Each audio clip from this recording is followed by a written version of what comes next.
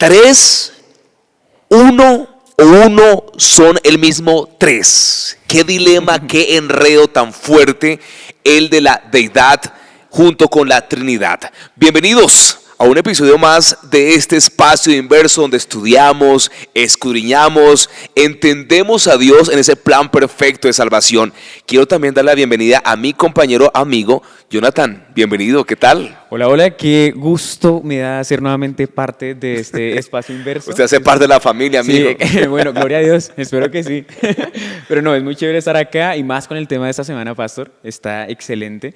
Y claro, una pregunta que ha causado disensión por épocas eternas, ¿no? Mucho tiempo, Jonathan, y por eso yo quiero empezar haciéndote una pregunta a ti. Resolviendo el problema eterno, ¿sí? Vamos a ir al hueso, como se dice. Listo. Quiero aprovechar e invitarles para que ustedes nos escriban sus preguntas, interactuemos y también comparta este tema que es un eterno dilema de muchas iglesias. ¿Los tres, Padre, Hijo, Espíritu Santo, son un solo? ¿O ese solo es el mismo tres? ¿Cómo desarrollamos, desenvolvemos este gran dilema? Y vamos a ver qué dice la Biblia. Jonathan, ¿qué texto nos quieres compartir para empezar a desarrollar ese tema tan picante y sabroso? Bueno, la palabra de Dios es bonita y se explica sola, es perfecta. Amén. Y en Juan capítulo 14, en el verso 16, podemos encontrar un versículo clave que podemos desarrollar. Pero empecemos desde el 15. Si me amáis, guardad mis mandamientos. Sigue diciendo Jesús, y yo rogaré al Padre y os dará otro consolador para que esté con vosotros para siempre. Bueno, me encanta ir directamente al texto, porque a ese texto le vamos a añadir realmente lo que pasó cuando la iglesia adventista se fundó o empezó sus primeros inicios. Resulta de que Guillermo Miller, que fue un pionero de este movimiento, él era bautista y él creía en la Trinidad, Padre, Hijo, Espíritu Santo. Así es. No obstante, él tenía un ayudante y como que el ayudante tenía como esos dilemas. Son como dos personas que podemos tomar de referencia para representar esa gran pregunta, dilema y dicotomía desde esos inicios y que actualmente persiste a pesar de que hay mucha luz ahora y que Dios ha mostrado mucha luz y que hemos estudiado más el texto bíblico y que para algunos ya está claro, pero para otros, Jonathan, no está claro. Sí. Pues acá es útil pensar que digamos que, bueno, ya que estamos en pro de estudiar nuestra identidad, ¿no? Nuestra historia, quiénes somos. Nuestras raíces. Es práctico traer a colación que tuvo que pasar 70 años para que se esclareciera un punto oficial por parte de la iglesia. 70 años. Entonces, ahí es donde la iglesia, obviamente, hay muchas posturas, hay múltiples posiciones con respecto al tema de la deidad. Si somos trinitarios, si no somos trinitarios, cómo nos identificamos. Y durante ese trayecto es útil también pensar que hay muchas personas que citan a ciertos pioneros, ¿sí? Pero entonces, tal cual como lo dice el pastor, a medida que nosotros vamos avanzando, recibimos más luz, ¿sí? Esa es la labor de Dios precisamente para con nosotros. Nos da luz a medida que nosotros vamos estudiando la palabra. Porque pues también me encontré en una ocasión donde decía, Jonathan, pero es que igual yo no entiendo a veces las profecías, pero tampoco leían los contextos. O sea, no se instruyen solamente, las 2300 tardes y mañanas. Se quedan con el título, pero no se preocupan por entenderlo, ¿sí? Por leerlo. Entonces, cuando nosotros entramos al tema de la deidad, que es un tema muy complicado, difícil de tocar, complejo. Como lo veníamos hablando, hay mucha disensión, ¿sí? Múltiples personas tienen múltiples posturas y eso afecta la sana doctrina. Así es. Y por eso es importante decirle a nuestros amigos, a todos los chicos que nos están viendo, los que nos están escuchando, a todas las personas que están conectadísimas con nosotros que tenemos un manual, que es el manual de iglesia, claro que sí, y que nos regimos porque allí está como el parámetro oficial, la voz oficial de Dios y de la iglesia, la posición oficial. Y el encabezado y la introducción del manual dice, la verdad es progresiva. ¿Qué significa eso? Que si Dios muestra luz sobre un texto, entonces nosotros comenzamos a predicarlo y lo aceptamos después de que se haya hecho, por supuesto, un consenso y un estudio serio y responsable de la Biblia que nos permita decir, oiga, ahora la Biblia nos da otra luz especial sobre esta posición, sobre esta creencia, sobre esta doctrina. Porque la iglesia se formó así, Jonathan. Y como bien lo expresaste anteriormente, como estamos en el marco de las raíces de nuestra identidad, qué bueno esta lección y gloria a Dios, Jonathan, amén, por esta lección, porque estamos entendiendo por qué somos adventistas, de dónde venimos, qué hacemos aquí y qué propósito profético tiene Dios para nosotros como iglesia.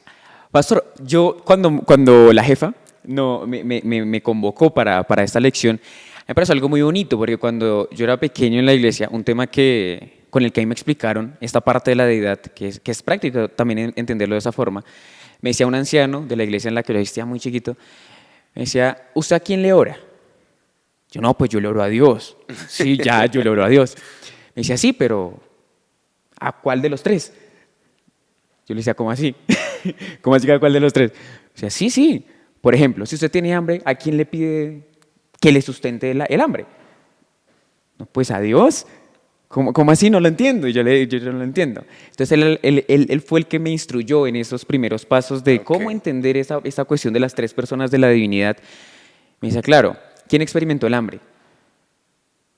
¿Quién de las tres personas? Entonces, ¿a quién se le tiene que pedir para suplir la necesidad del hambre?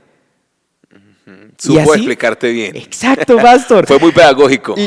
Claro, muy lúdico también para un niño. Lo entendí de esa forma y fue bonito quizá aterrizar un poquito más la labor de las personas, porque nosotros diríamos, Dios, ¿para qué necesita una distribución, una clasificación? ¿Por qué tres?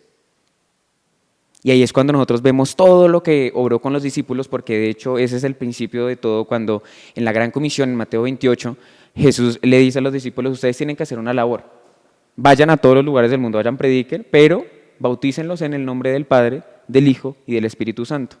Hay funciones en cada nombre, hay funciones y cada nombre tiene una labor en específico. Elena G. White me parece espectacular cómo lo manifiesta en Review and Herald, porque ella dice, Jesús, un salvador personal. Wow. El Padre, un Dios personal.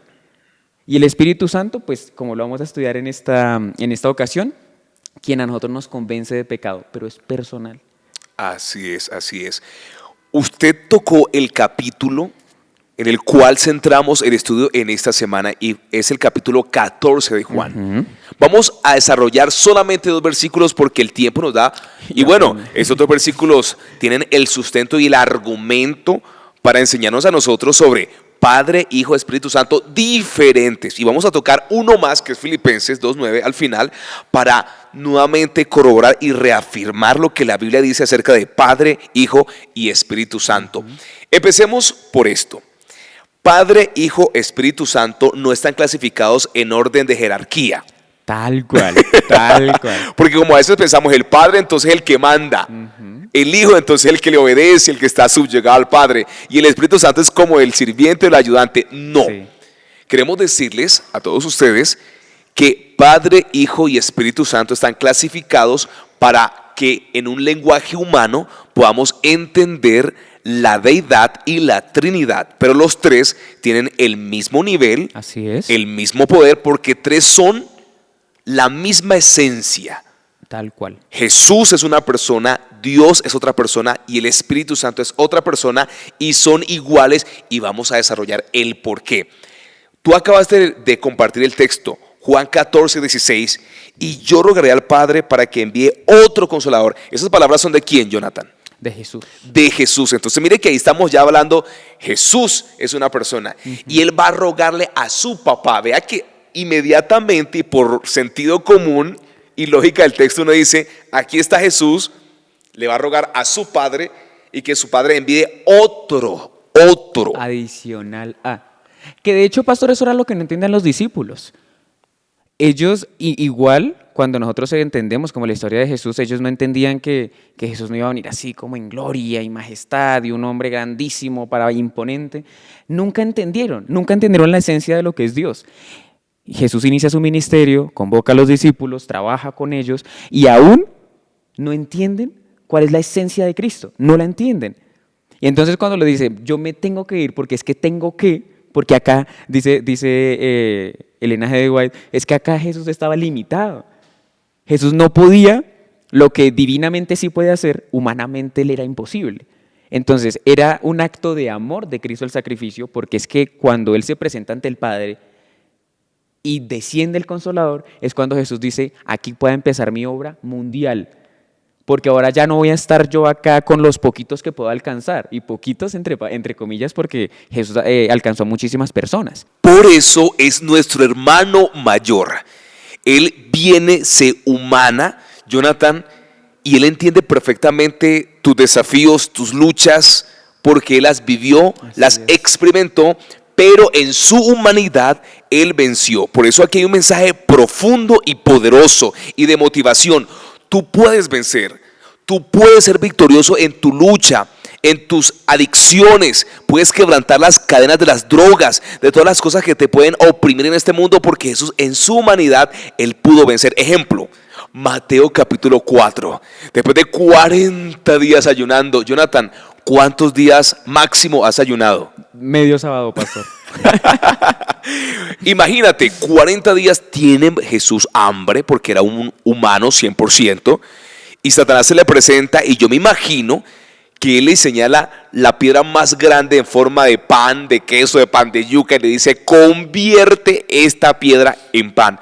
Pregunta, ¿Jesús podía hacer eso? Claro que sí. ¿Por qué no lo hizo? Porque nos tenía que demostrar a nosotros que humanamente se puede vivir la tentación, pero humanamente también se podemos salir victoriosos de la tentación. Gloria a Dios. Por eso yo quiero que tú leas también en ese instante, claro, para todos nosotros, las características de ese Espíritu Santo, porque no hay duda en que Jesús es una persona, porque estuvo con nosotros, porque se bautizó, porque predicó, porque nació, se humanó. Yo creo que la duda parte a partir del Espíritu Santo y de la esencia y el propósito de Dios. Entonces yo quiero que en ese momento tú nos compartas qué características tiene el Espíritu Santo.